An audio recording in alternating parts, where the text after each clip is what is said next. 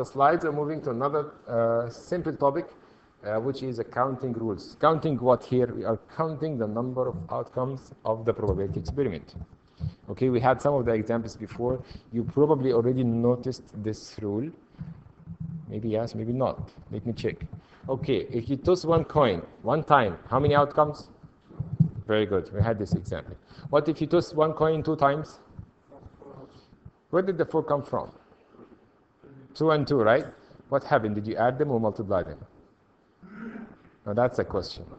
That's a question. We actually multiply them, right? The first coin has 2 options, head or tail. The second coin also has 2 options, head or tail. So at the end, you have head, head, head, tail, tail, head, tail, tail. There are 4. But where did the 4 come from? In fact, they're coming from the options of the first toss times the options of the second toss. So 2 times 2. So the rule in general say the number of outcomes is m, n, k. In our case, m is 2 and n is 2 because the first toss has 2 outcomes and the second also has 2 outcomes. Okay? Now, if I toss the coin 30 times, for the third time, then k also will be equal to 2, right?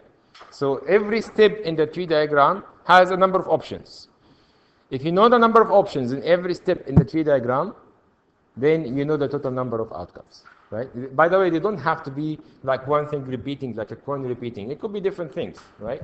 So this example here, the book starting with the example of having 3 coins, as I told you, 2 times 2 times 2, all right? Because you have 2 outcomes in every toss of a coin. Any questions about that? Any questions? Clear? So if you have dice, 2 dice, and you roll 2 dice, how many outcomes? How many outcomes? Yeah, 36, because the first die has 6 outcomes, and the second die also has 6 outcomes. So the 2 dice at the end will have 36 outcomes. Okay? Any question about that? Okay, suppose I do the same concept when I come in the morning. Suppose I dress 1 trousers, 1 belt, and 1 shirt. Assume I don't care about color. I just randomly dress anything. So I have 2 of this, 3 of this, 4 of this. And then I pick randomly 1 from each. How many ways I come dressed when I come to school? How many ways I can look like? 24, exactly. How did you get this 24? 2 times 3 times 4. Right? 2 times 3 times 4. I have 2 trousers, I have 2 belts, I have, 2 trousers, 3 belts, and 4 shirts. So multiply, because the way I can choose my trousers is, I choose 1 out of 2, right? So I have 2 options. The belt, I have 3 options, right? The shirt, I have 4 options. I have to select 1 from each. So I have to pass by every stage. So by the end, I'm dressed up, then in this case, I have 24 possibilities. Does it make sense? Okay now? Clear this question? Okay, so if you understand this question, read this example and see if you can solve it.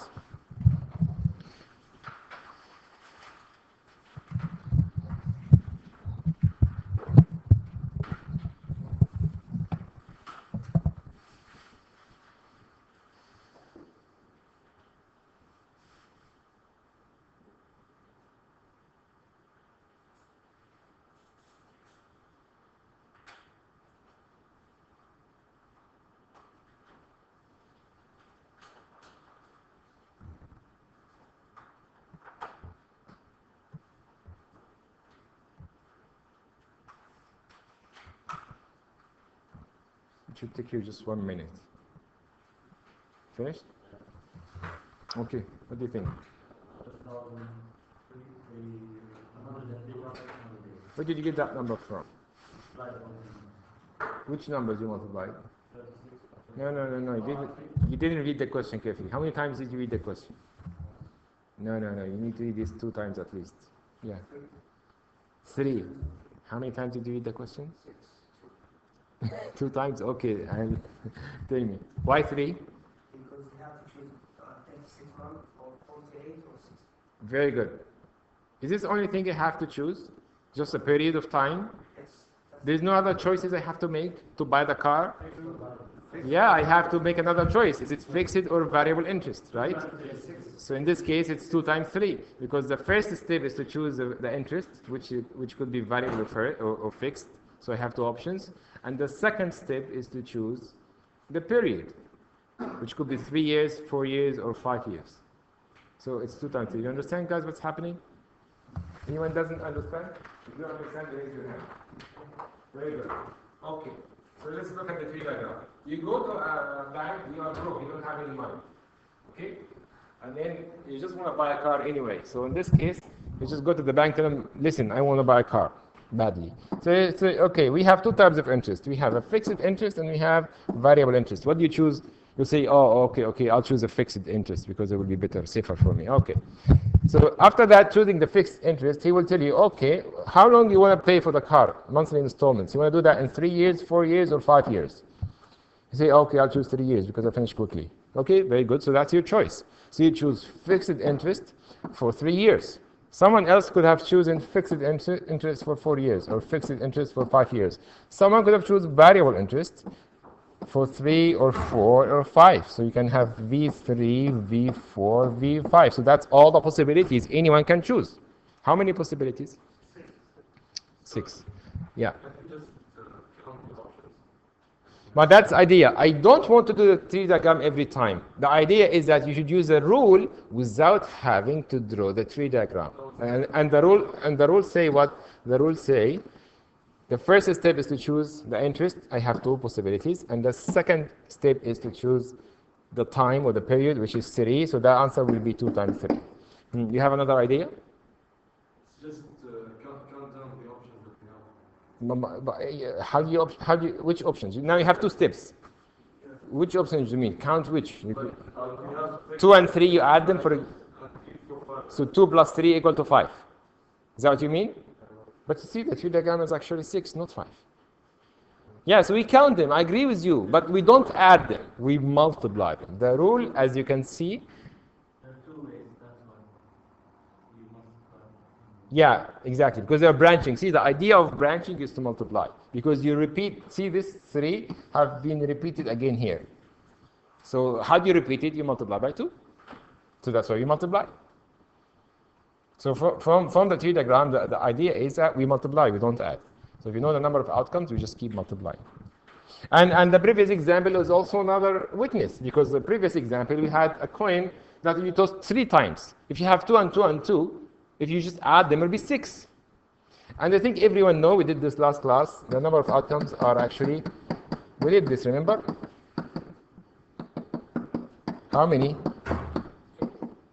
How many? 8, because you have head, tail, head, and so on. So we did this last class, and it was 8 outcomes. So again, this is not 2 plus 2 plus 2. It's actually 2 times 2 times 2. Okay, so this just discovered this rule. You know, coming from the tree diagram, this just discovered. If you just do any tree diagram, it will discover that you're actually multiplying. Okay now?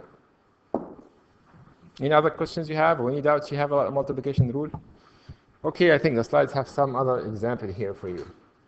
Okay, of course, this is the answer of the question. Again, suppose we have a team that's playing 16 games, and every time when they play the game, they have 3 possibilities. You can either win, or lose, or have a tie. So in this case, you play a game, you have win or lose or tie. You play the next game, also win or lose or tie. Next game, win or lose tie. Next game, win or lose tie. 16 times. 16 times. Imagine how many possibilities. Huge possibilities. Okay, if you do the tree diagram here, that's crazy. You know, the board is not enough because there's so many trials, 16 or too many steps, too many stages. So in this case, you have 16 stages. I cannot graph that, but I can still tell you the total number of outcomes. Simply, I multiply the outcomes, you know, which are 3 times 3 times 3 times 3, 16 times, which means it's actually 3 power 16. 3 power 16, which means 3 multiplied by itself 16 times. Okay now? Yeah. Why not 16 times? What do we multiply? You multiply the options of every step. The first step, when you play the game, what do you have? 3. Next time, you have 3. Next, what shall I do? multiply the 3 times 3. But that's what the rule. We agreed already in the rules, right? I showed you many examples. 3 times 3 times 3 times 3. That's what the rules say, right? 16 times 3. No. 3 times 3 times 3, 16 times. 3 times 3 times 3. Look at this. 3 times 3 times 3, 3, 1, 2, 3, 4, 5, 16, 3 multiplied together. 16, 3 multiplied together. Right? If you want me to do the tree diagram, I can do it, but I cannot continue the tree diagram because it's impossible to continue this. It's going to be very huge. Okay, the first time you play, you win, you lose, right? You tie. You can just explain it now in the way that you explained the hand and tail. Yeah, I did this already. But some people sometimes want to see, why this so much large number, especially when it comes to large numbers, people sometimes feel, okay, why is this happening? See, I cannot even continue anymore because, I cannot have a space, for this, It's too much, this is just the first, second, third. How about the fourth, fifth, sixth, seventh, eighth, 16 stages? It's impossible too, it's huge number, isn't it? How much? It's 43 million, right? It's 43 possibilities. Okay, so we keep multiplying 3 times 3 times 3 times 3 times. Do you understand what's happening? Okay, so that's some of the examples about the fundamental counting rule. By the way, I have counting rules also on my website. You can go back to my website, but it's actually at the end of the chapter. And if you go back there, you'll find many other questions. If you still have some doubts, you can do some more training on some more questions. But I think the idea is very simple. Just ask yourself every step, how many possibilities? Just keep multiplying. That's all what you have to do. Okay? Any questions about fundamental counting rule? Clear?